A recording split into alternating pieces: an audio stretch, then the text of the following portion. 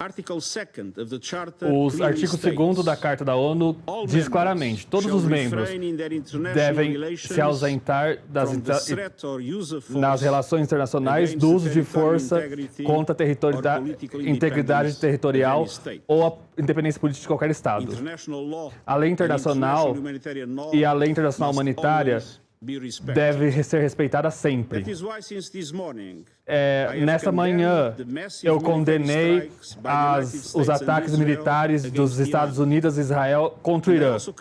E eu também condenei os ataques subsequentes do Irã, violando a soberania e integridade territorial do Bahrein, Iraque, Kuwait, Catar, Arábia Saudita e Emirados Árabes Unidos.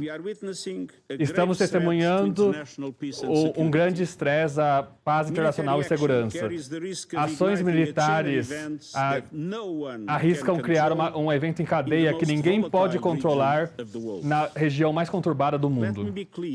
Deixe-me ser claro, não há alternativa viável do que o acordo pacífico de disputas internacionais. Paz duradoura não pode ser atingida senão por negociações. Senhor Presidente, sobre os fatos. A situação no terreno é muito fluida. Há muitos reportes não confirmados. Aqui é o que sabemos. 20 cidades pelo Irã, incluindo Isfahan, Teherã e outras, foram atacadas. Em Teherã,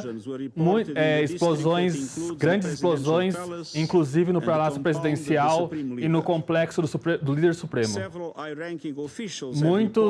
Muitos oficiais de alto ranking foram mortos, incluindo, de acordo com Israel, o supremo líder do Irã, Ali Khamenei. Eu não estou numa posição de confirmar isso. O espaço aéreo do Irã está fechado e o país está sobre um blackout de internet quase completo. Há reportes de mortes civis em abundância.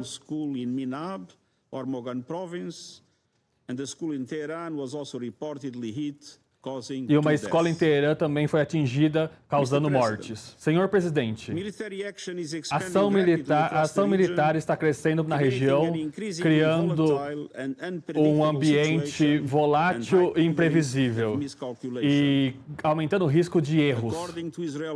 De acordo com fontes israelenses, 89 pessoas foram feridas pelos ataques subsequentes do Irã e também houve impactos na Cisjordânia. Irã anunciou que em reação aos ataques dos Estados Unidos e Israel, atacou locais militares na região. A infraestrutura dos países que eu mencionei foi atingida. Destroços também caíram no Líbano e na Síria. Muitos dos países conseguiram interceptar os ataques iranianos. No entanto, os Emirados Árabes Unidos reportam que um civil morreu por destroços de um míssil interceptado. O Irã reporta ataques de míssil por os dois lados. Também há reportes de que o Irã fechou o Estreito de Hormuz para propósitos militares. Senhor Presidente, os ataques de Israel e Estados Unidos acontecem após o terceiro round de negociações entre Irã e Estados Unidos. Haviam conversas técnicas agendadas para a próxima semana. Eu lamento que essa oportunidade diplomática foi perdida. Senhor Presidente, essa região do mundo precisa de ajuda agora.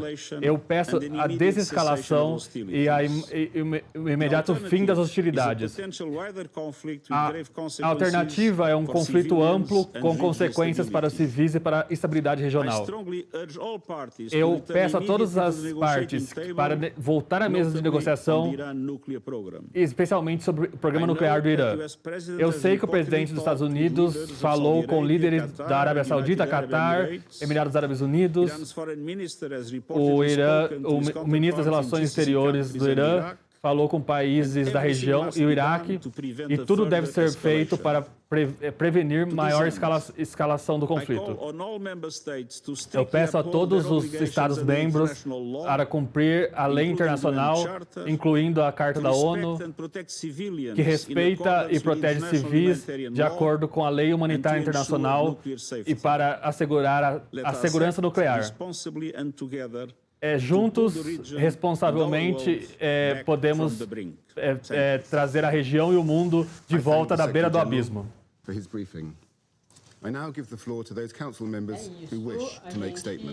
Ouviu com a tradução de Samuel Puncher, em tempo real aí, a manifestação do Antônio Guterres, que é o secretário-geral da ONU, nessa reunião de emergência do Conselho de Segurança da ONU.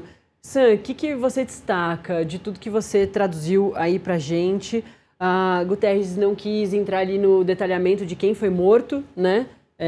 Justamente porque tem essa expectativa de vai confirmar ou não a morte do Ayatollah Ali Khamenei. E eu queria que você trouxesse mais alguns outros destaques. Chama a atenção que ele disse que não está numa posição de confirmar a morte do Ali Khamenei, mas ele diz que há relatos nesse sentido, e diz também que ele confirma ali os ataques ao Palácio Presidencial e à residência do líder supremo. Ele usa exatamente essa frase. Então chama atenção porque, de fato, aparentemente até o secretário-geral da ONU está no mesmo nível de informações que você que está aqui com a gente ou que a gente aqui. A gente sabe que houve um ataque, a gente sabe que há relatos de que o líder supremo morreu, mas a gente não tem a confirmação se isso de fato aconteceu. Ele está cumprindo o papel da ONU, ali, um papel muito questionado até pelo próprio Donald Trump, de pedir, né, que não se escale mais o conflito, de pedir que os países sigam a Carta da ONU, que é uma coisa que assim, acontece há muito tempo. A gente viu isso em Rússia e Ucrânia, a gente viu isso em Israel e em Gaza, são dois conflitos em que a Carta da ONU foi completamente ignorada, tá, por motivos diferentes, mas enfim, nos dois casos isso aconteceu. Agora a gente vê mais um exemplo. Então ele fala sobre a violação da integridade territorial do Irã, que de fato aconteceu. Depois disso que o Irã também violou a integridade territorial dos países que ele revidou ali os ataques. Então ele confirma ali algumas mortes. Ele falou sobre mortes na escola iraniana, que a gente está reportando aqui desde cedo, né? Isso é uma informação da agência estatal iraniana. Agora a gente tem o secretário-geral da ONU confirmando que esse ataque aconteceu, que reforça a gravidade do que houve ali, porque eram só civis nessa localidade. E, de fato, ele faz o papel dele ali de tentar pedir para que a tensão na região não aumente. Ele fala sobre a possibilidade de virar um conflito regional, de envolver outros atores. Então, a preocupação dele é sobre realmente a gente está vendo aí o início de um conflito muito amplo no Oriente Médio, que já é uma região desestabilizada, como ele mesmo disse ali, né? E, passado o tempo, isso a gente viu no Iraque, por exemplo, que é sempre uma questão que volta, né, quando a gente tem esses ataques. Voltou lá no começo do ano com o ataque à Venezuela e agora, claro, volta também com o ataque ao Irã. Mas, no caso do Iraque, como deve acontecer dentro do direito internacional, os países que atacam outros precisam justificar esses ataques. O que vai ser esperado, portanto, depois de um tempo é se Estados Unidos e Israel conseguem justificar, né, que, por exemplo, em relação à coisa nuclear, se o Irã realmente faria um ataque aos Estados Unidos, né? Isso tudo importante de ser comprovado no futuro para que hajam justificativas reais, né, importantes, baseadas para que esse ataque seja feito. Esse ponto da escola é sempre importante da gente retomar, porque o ataque é muito diferente atacar uma escola a atacar a base onde vivia o Ali Khamenei. A gente não está falando aqui, né, nem relativizando as violências, mas dentro de um conflito desse, tentar capturar o Ayatollah, o líder ali supremo, é uma coisa, matar crianças, aqui é a escola, esse é o ponto, né, da escola, que esse ataque foi no sul do Irã, não é em Teherã. O ataque lá, a base do Khamenei, foi em Teherã, na capital do Irã. Mas isso aí é uma escola no sul do Irã, em Minab, e 53 crianças foram mortas, 53 estudantes foram mortos aí nesse ponto, outras 40 ficaram feridas. É super diferente e isso tudo, os Estados Unidos e Israel vão ser muito questionados no futuro muito próximo sobre essas justificativas. Por que atingiram uma escola? E por que também atingiram o Irã. Dá para justificar? O Irã realmente faria esse ataque nuclear? Era um perigo? Isso tudo precisa ser justificado, né, Sam? É o velho debate, na verdade, assim, é uma das regras mais básicas da guerra, né? Se a gente está falando de guerra aqui, que é a questão do alvo militar legítimo. Então, pra vocês terem uma ideia, se na guerra da Ucrânia, por exemplo, um soldado russo se rende, ele coloca a arma dele no chão e se rende, ele não pode ser morto. Porque matar esse soldado russo rendido é uma violação do direito internacional. Então, na verdade, não é nem do direito internacional, das leis de guerra ali. É um crime de guerra você matar alguém rendido, para dar um exemplo. Então, de novo, uma escola ser um alvo militar legítimo, eu não consigo imaginar uma situação em que isso seria, ainda mais com muitas vítimas civis. Se fosse só o prédio com militares dentro, talvez até fosse o caso, mas se era uma escola com civis dentro, não há muita discussão que não é um alvo militar legítimo. Então é isso, a guerra sempre traz esse tipo de consequência terrível, né?